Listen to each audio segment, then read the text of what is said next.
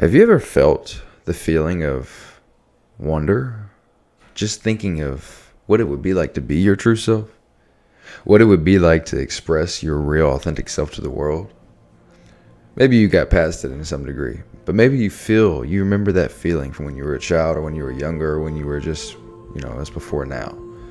Maybe you had these thoughts that caused you to feel a certain type of way, right? Like, what would it be like? What would it be like to be my true self, to have myself really expressed to these people I'm around or this environment that I'm in? What would it be like to be the difference that I want to see? Now, it may be a scary thought. It may be something that's overwhelming to you. You may be hit with a ton of backlash from your inner critic, from that anxious mind inside. You may think these thoughts, and the next thought after is telling you to shut up and stop those thoughts, and to avoid that mindset of doing more in that way, to just do enough to get by. Right? Just do enough to get by. Don't cause any sort of distraction from what's already going on. Avoid it at all costs, because God knows you could be embarrassed, you could fail, you could die. That's the way it would feel like. You feel like you would die. You feel like it could be over right after, just simply from a adverse reaction to whatever it is that you feel you could explain yourself, or whatever it is. That's that anxiety that kicks in, right? That kind of mental barrier, that inner voice that goes against our true expression. That inner voice that says, nah, probably not a good idea. Over the simplest of things, over the real things we really need to say in many situations. Now, what is that? What is that causes that? Well, a myriad of things. But if we're talking about it in a simple way, that is the enemy. That is the enemy that keeps us from being our authentic self, from expressing ourselves to the world. You see, fear is obviously a natural human concept or emotion that we have. I'm not saying that fear is pointless. What I am saying is that anxiety is just uncalculated fear. Anxiety is just underdeveloped attention and will that then takes your mind and takes your focus. Well, because of your lack of focus, it takes your attention to whatever it pleases, to whatever feels right, to whatever gathers your attention the most. So something may gather your attention to the point where you want to do something. You want to do something cool. You want to go speak in front of a bunch of people. You want to go talk to random people. Right? Maybe you get a hair up your ass and you feel that way. But the next thought, again, cancels it out. And it makes you feel as if the thought is dumb, or that thought is dangerous. Maybe your heart slows down, speeds up. You start breathing less, so you instantly get this feeling in your chest, the butterflies in your stomach. And you slow down, and it's a feedback loop, and it goes worse and worse. And depending on your level of anxiety, that is exactly what spirals into an anxiety attack. You're losing control of your breathing and your heart rate and so on and so forth. The feedback loop spinning around and around. The enemy within taking control. What? Because you see a group of people that you think you could spread a good message to, whether it be that of positivity or that of something of educational depth. But your mind says, no, I don't think that's a good idea.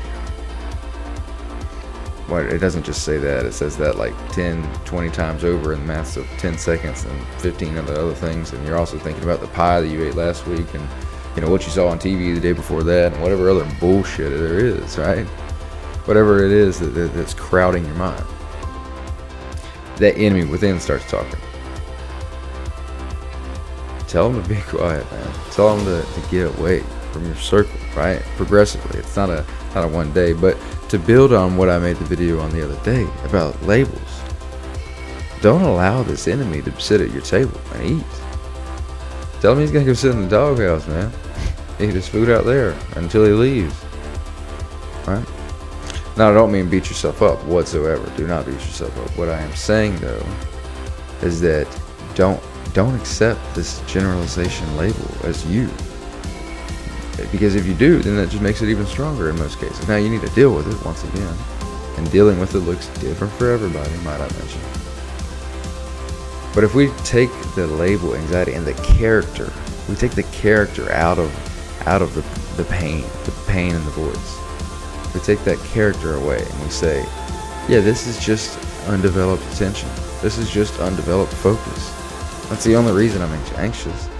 I haven't spent enough time developing my mind, developing my faculty of my mind of will to be able to replace those anxious thoughts. Or I'm sorry, not even have as many of the anxious thoughts, because I'm controlling where my attention is going. My mental picture inside of my mind is concentrated. It is what I choose it to be, more than not, at least. You see, the true highest levels of this is like some Zen Buddhist monk type level of attention, which I think that would be very interesting to experience, or be around at least. I mean, to experience, you'd have to live your whole life like that, or at least a considerable amount of time, right? But the point is ultimate attention, ultimate concentration of will. And what can you achieve? Anything. You can experience anything you want in your imagination. And you also bring those things to fruition as well. Anyways, that enemy within strikes when you're least expecting it and when you are most expecting it. That anxious tendency, that strike in the night, whatever you want to say it is, he's coming until you learn how to fight back against him. If you just let him in the door, he's going to come every time. If you just accept that those ways are the ways that you are, because of the emotional reactions you've had, because of the emotional trauma you may have around your tendencies, he's going to continue to knock. He's going to continue to believe he can come in whenever he wants. And this isn't fair for your true self-expression. This isn't fair for who you really are meant to be. You see, the enemy within is exactly who is. He's one with the devil, whether you're religious or not. The devil is bad, that God is good. You don't have to think about that in a religious context. The point is, something that holds you back from your true, authentic self-expression is the devil. That is the devil. That is the realistic life force that pulls back, that holds, that contracts, and keeps others from their true shining. It is the life force that nothing great has ever came from. So to accept this as a part of your being and accept it as who you are just internally, and not just a neuronal pathway that is developed over time that can be redeveloped into a different way or transformed into something positive, to accept the opposite of that is letting the devil in the front door. It is not being one with your true, authentic, godly self. Your higher self, the self that is creative, the self that is expressive. Break free from the chains of self-oppression. Break free and live that life you wish to live. Because nobody can do it for you. Nobody will do it for you. But you can do it for you. And you should. And you can. And you must. Especially understanding that the world needs what you have inside of you. Guys, I love you.